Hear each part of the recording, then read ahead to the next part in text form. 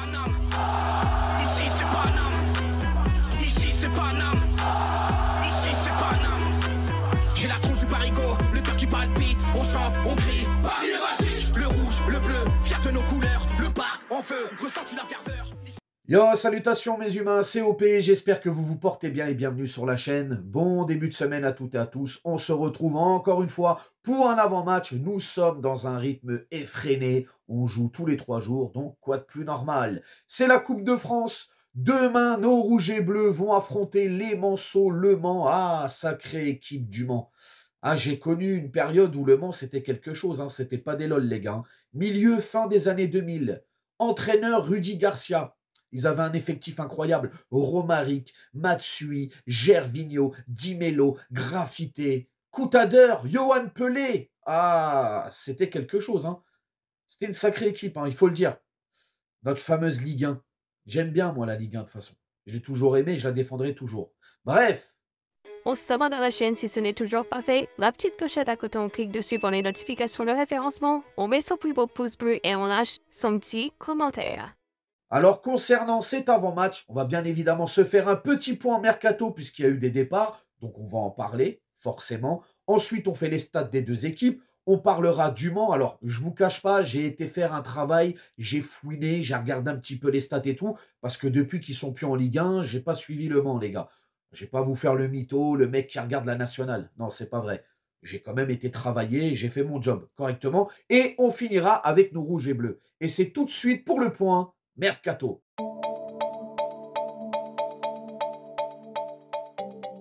Pour ce premier dossier, dans ce point mercato, on va bien évidemment aborder le sujet de Asensio. Ça y est, Asensio a été prêté du côté d'Aston Villa. C'était une envie de Unai Emery d'avoir l'Espagnol sous ses ordres.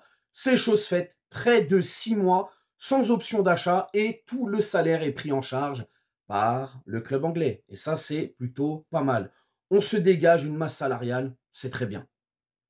Deuxième dossier, le géant slovaque Milan Skriniar, ça y est, qui s'est engagé lui aussi pour un prêt de 6 mois sans option d'achat avec le Fenerbahçe, direction la Turquie. On en avait parlé brièvement, c'était pas encore fait. Là, ça y est, il s'est engagé avec eux. D'ailleurs, il a même effectué ses premières minutes sous ses nouvelles couleurs et sous la direction de Mourinho. Il a même mis un but qui a été refusé sur hors-jeu. Bref, quoi qu'il en soit, ce prêt, pour qu'il se réalise, il fallait effectuer une vente derrière. Hein. Paris était obligé de faire un micmac parce qu'ils avaient atteint leur quota de joueurs prêtés ou je ne sais quoi. Bon bref, peu importe. C'est chose faite avec la vente de Cherendour, le jeune Italien qui appartenait au Paris Saint-Germain, qui a été prêté à Braga et puis cette saison à Beşiktaş. Ça y est, il s'est engagé officiellement avec la Fiorentina. Et là, grand coup de chapeau à Luis Campos. Alors, au niveau de l'indemnité de transfert, il n'y a rien qu'à fuiter. On a des chiffres par-ci, par-là. Mais une chose est sûre, c'est entre 10 et 15 millions d'euros avec un pourcentage à la revente. Grand coup de chapeau à Luis Campos. Bravo. Il n'y a rien à dire. Et bien évidemment, on ne peut pas terminer ce point mercato sans parler du jeune néerlandais de 21 ans, Xavi Simons, hein, qui a fait caca culotte, qui ne voulait pas venir à Paris parce que la concurrence, parce que le temps de jeu. Ouais, c'est ça, ouais. Bref, en tout cas, Xavi Simons n'est plus un joueur du Paris Saint-Germain. Il appartient définitivement au RB Leipzig, les Allemands, qui pour cela ont déboursé 50 millions d'euros plus 30 millions d'euros de bonus facilement atteignables avec un pourcentage à la revente, mais jusqu'à la fin de sa carrière. Ça veut dire qu'à chaque fois que Xavi Simons sera vendu à un club, il y aura un pourcentage sur le prix qui reviendra au Paris Saint-Germain. Et là, encore une fois, grand coup de chapeau à Luis Campos. Bravo, bravo, monsieur Luis Campos. Bref, nous sommes le 3 février. Le mercato continue jusqu'à minuit. On n'est pas à l'abri d'une surprise aujourd'hui, mais pour l'instant, la tendance, il n'y aura pas d'arrivée apparemment. Kvaratskhelia sera le seul joueur pour cet hiver. Par contre, cet été, ça risque d'être banger. À mon avis, on va avoir des petites surprises. Donc voilà les gars, c'est tout pour le point mercato. Et maintenant, on va se faire les stats des deux équipes.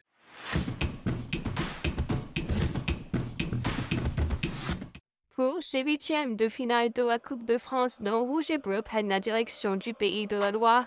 Vous y affrontez Le Mans Coup d'envoi à 21h10 au stade Marie-Marvin et c'est retransmis sur France 2.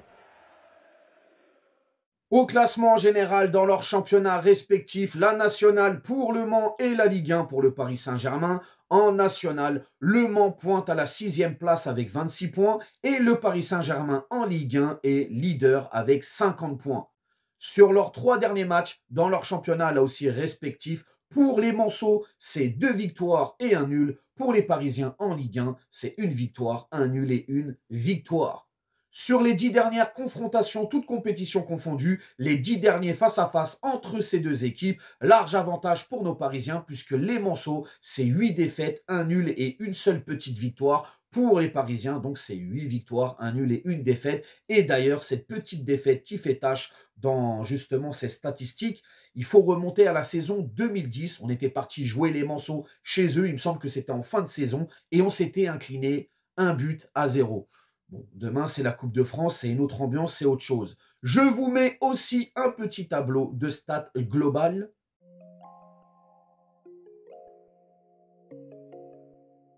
Donc voilà, mes humains, c'est tout pour les stats. Et maintenant, on va parler du Mans FC. Les Manceaux, les 100 et or. Oui, parce qu'eux aussi s'appellent les 100 et or.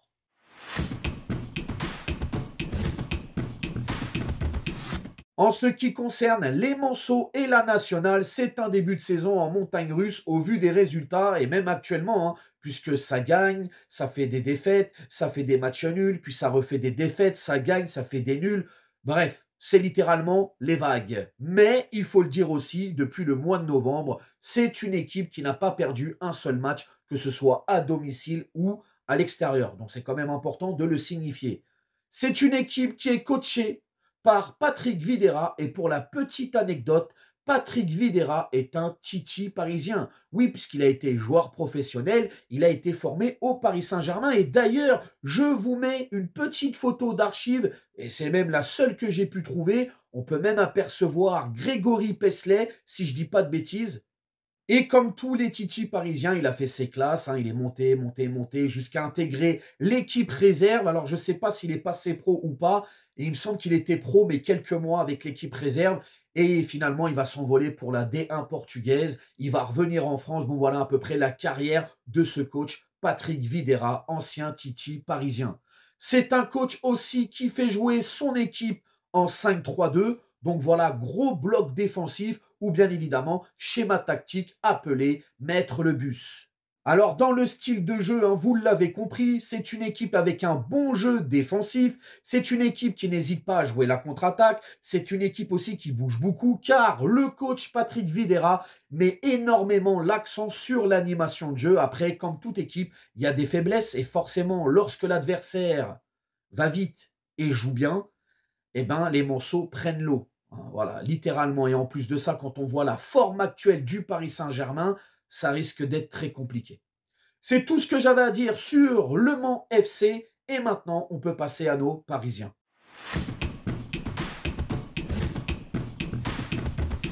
Encore une fois, messieurs, bravo pour ce match face à Brest. Comme un avant-goût de Champions League, j'ai envie de te dire, franchement, bravo. Vous êtes partis chercher cette victoire au caractère. On a répondu. Tout était, je ne vais pas dire parfait, mais voilà, les 3 points et avec la manière quand même, il faut le dire. Bref, demain, c'est une autre salade. C'est la Coupe de France. Les Manceaux vont vouloir se montrer, vont avoir justement une surmotivation parce que se taper le grand Paris Saint-Germain sur le CV, ça fait toujours très bien. À nous de leur montrer qu'on est les patrons, tout en les respectant. Donc demain soir, sur le terrain des Manceaux, il faut une équipe parisienne concentrée, qui fasse très attention. On essaye de limiter les fautes de passe, etc. On essaye de leur donner le moins possible de bastos pour venir nous tirer dessus, tout simplement. Hein. On joue notre jeu, on applique à la règle ce que demande Luis Enrique. On fait des efforts ensemble, on attaque, on défend. Je veux beaucoup de mouvements, comme à son habitude. De toute manière, je pense que Le Mans, demain soir, vont courir énormément si le Paris Saint-Germain se met au niveau et ne commence pas à les prendre de haut, tu vois. Donc, si on a le pied sur le ballon et qu'on commence à mettre en place notre jeu et qu'on fait tourner, ça va craquer en face. Et après, on va juste dérouler, hein, tout simplement. Donc, voilà. Concentration, abnégation, travaillent, dépassent, de la précision devant les cages et on leur fait très mal et on passe ce foutu tour. Qualification derrière. Pour le 11 de départ, mes humains, si j'étais Luis Enrique demain soir pour ce 8e de Coupe de France, qui je mettrais dans ce 11 de départ? Je vais partir avec Safonov dans les cages. La charnière centrale, je partirai avec, allez, je vais mettre Marquinhos et Lucas Hernandez, puisque Pacho contre Brest était très fatigué, je trouve, et il va falloir qu'il se repose un petit peu, car le pépère, il enchaîne énormément. À gauche, je vais mettre Nuno Mendes, je le mets. Ensuite, à droite, je pars avec Zagué. Au milieu de terrain, je pars avec Ruiz, Kanginli et Mayoulou. Voilà, Ruiz, Kanginli, Mayoulou pour le milieu de terrain. Et pour l'attaque, je mets Ramos en pointe, je mets Désiré Doué à gauche et je mets Dembélé. Je mets Dembélé que je ferai sortir à la mi-temps ou à la 60e minute si tout se passe bien pour le Paris Saint-Germain. Donc voilà pour mon 11 de départ demain soir si j'étais Luis Enrique et le coach de ce Paris Saint-Germain.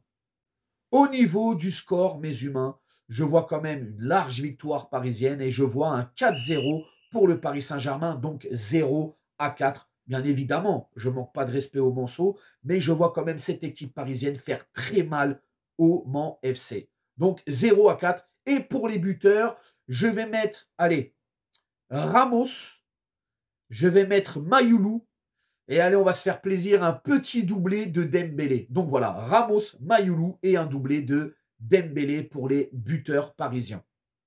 Vous allez me dire dans les commentaires comment vous sentez ce 8e de finale de Coupe de France pour nos Parisiens. Est-ce que vous voyez un match piège ou au contraire une équipe parisienne qui va survoler ce match et se qualifier haut la main? Vous me dites tout dans les commentaires. N'hésitez pas à vous abonner, partager, liker. Bien évidemment, on s'attrape nous demain pour le débrief. Ciao, ciao. Nique sa mère, les footix, c'est l'UTES que j'incarne. Paris capitale et la Liga capitule. On voit toute ton équipe face à Navas.